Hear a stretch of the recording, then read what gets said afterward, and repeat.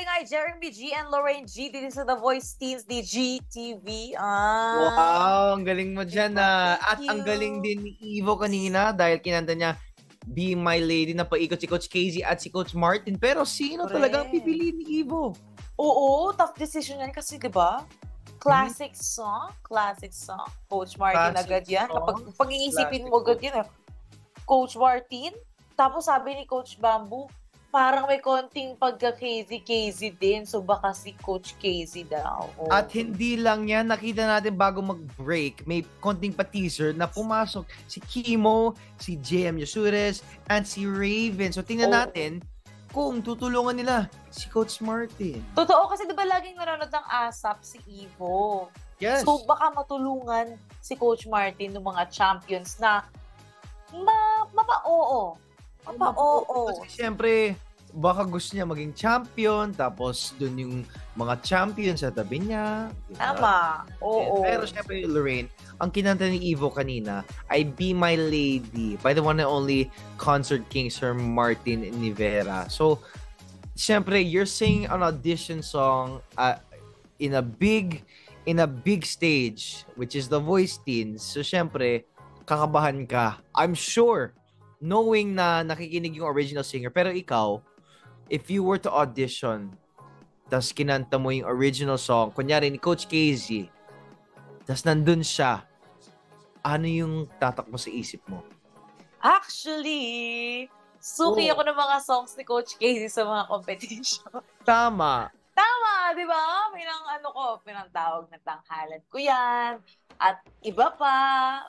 Di ba? Pero have you sang it in front of her mismo? Not yet, pero sabi niya sa akin, napanood daw niya yung mga performances ko noon. At meron pa siyang vlog before na nag-react siya sa songs na kinanta ng mga ibang singers sa, kunyari, cover or competition.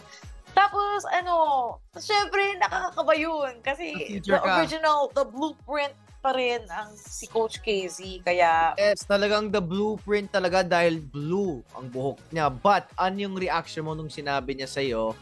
Wait, balikan natin yun kasi ang galing Ang galing Pwede na. Pwede rin yun. Next time, iisipan ko din yan na parang, ay, blue kasi she's feeling blue. She's wearing blue. Hindi, blueprint kasi yun. Okay. Pero, nung sinabi niya sa'yo na napanood na niya yung mga performances mo, singing her songs, anong reaction mo?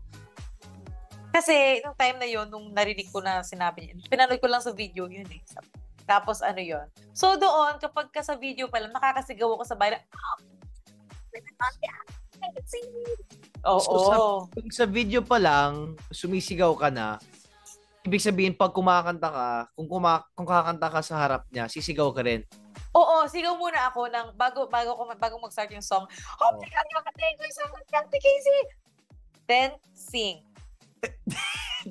Ganun! Oo, dapat ganun.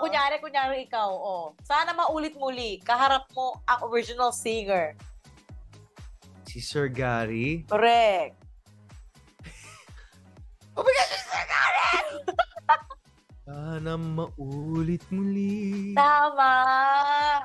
Ang galing. Tama, ganyan talaga dapat. Oo, pero actually, wag niyo po kaming gayahin kasi napakasakit sa throat, no? Kasi bakit mo naman pinilit ang ganun? Kalmado lang. Pag nasa stage, dun mo na ilabas ang boses mo. Oo, pero syempre, mga kapamilya, mga kapatid, mga ka-A to Z, throughout the show, you guys have been tweeting kaya maraming salamat sa inyo. Tingnan natin ilang mga tweets before we go back to The Voice Teen Season 3 para malaman natin kung sino yung pinili ni Evo. Tingnan natin. Oo nga, tingnan natin. Ang daming fans ni Evo sa comment section, in fairness. Yeah. Kanina pa siya chini-cheer actually. Sabi ni Oz, liking the banter of the coaches this season, it's fun. Yes. Grabe yung banter nila, no? Parang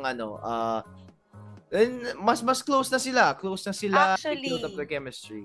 Yes, sabi ni Bamboo GL, Coach, kulit na tong si Sir B. Ang kulit, di ba? Actually, ang cute ng kulitan nila, no? Nag-enjoy ako. Parang ganito. Ay, grabe. Ganun pala yung kulitan. Pero syempre, Team Online, kung gusto nyo pa ng mga mas maraming kulitan, lipat po muna kayo sa The Voice Teens Philippines YouTube channel para makita nyo po ang interview namin with Evo mamaya para malaman natin kung sino ang napili niyang coach. Kasi tignan natin kung mag-work yung weapon ni Coach Martin na si Kimo, JM, and Raven. Thank you po sa mga nasa Kapamilya Online Live na pinanood po tayo. Maraming salamat po. Lipat po tayo po. Opo, yes. Pero lilipat po muna tayo sa The Voice Teens na live po natin ngayong Season 3. Wag kayong aalis. Balik kami dito lamang sa The Voice Teens. DGTV!